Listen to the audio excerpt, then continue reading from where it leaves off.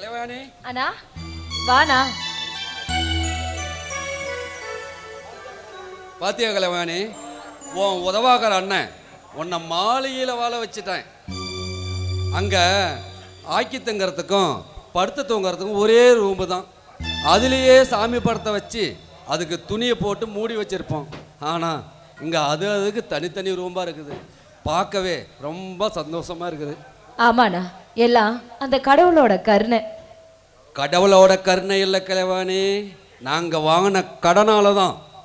உன் கல்யாணத்துக்கு அந்த வேதநாயகத்துக்கிட்ட 5 லட்ச ரூபா கடன் வாங்கியிருக்கிறோம்.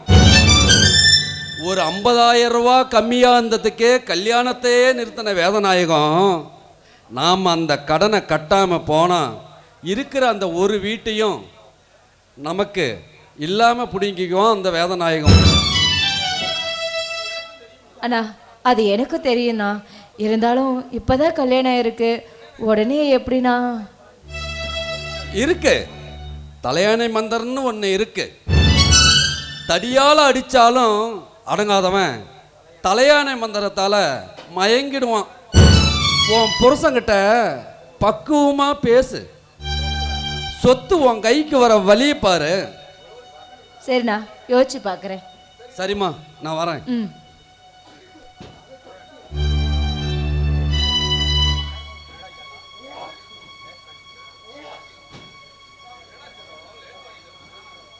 ஏண்டா செல்லம் லேட் பண்ணிட்டுனா? ஏங்க எங்கெங்க போனீங்க? எங்கள் அப்பா ஹாஸ்பிட்டலுக்கு கூட்டிகிட்டு போனீங்களா என்ன? எங்கள் அப்பாவை எங்கள் அம்மாவும் ராமும் ஹாஸ்பிட்டலுக்கு கூட்டி போய்க்கிறாங்க.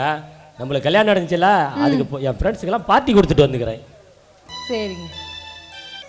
என்ன என்ன உள்ளார கட்டில் அலங்காரம்லாம் கலக்குது? வா உள்ளார போய் உட்காந்து பேசலாம். கட்டில் எங்கேயும் ஓடி போயிடாது, நான் உங்ககிட்ட கொஞ்சம் நேரம் பேசணும். காலம் முழுசு ஏங்கிட்டு தான் இனிமேல் பேச போகிறேன். ஏங்க விளையாடாதீங்க. கல்யாணத்தில் பார்த்தீங்களா, உங்கள் தங்கச்சியை கவனிச்சிங்களாங்க? அவளுக்கு டஜன் கணக்கில் நகை போட்டிருந்தாங்க. எனக்கு எங்கள் அப்பா போட்ட தோடு, செயினு, கால் கொலுசு இது மட்டும்தான்.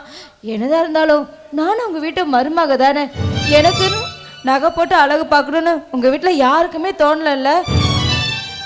மனவரையில் எனக்கு எவ்வளோ சங்கடமாக போச்சு தெரியுமா? கலைவாணி, என் தங்கச்சி மாமனார் விடாபுடியாக வரதட்சணை கேட்டதுனால அவ்வளோ நகை போட வேண்டியதாகி போச்சு.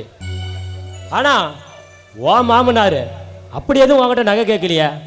அதோட தங்கத்துக்கு எதுக்கு தங்கம், தங்கத்துக்கு எதுக்கு தங்கம்? அப்பா உங்ககிட்ட சொல்லி என்னால் புரிய வைக்க முடியாதுங்க. ஏங்க எத்தனை நாளைக்கு தான் உங்கள் அப்பா சொத்துலேயே இருக்கிறது?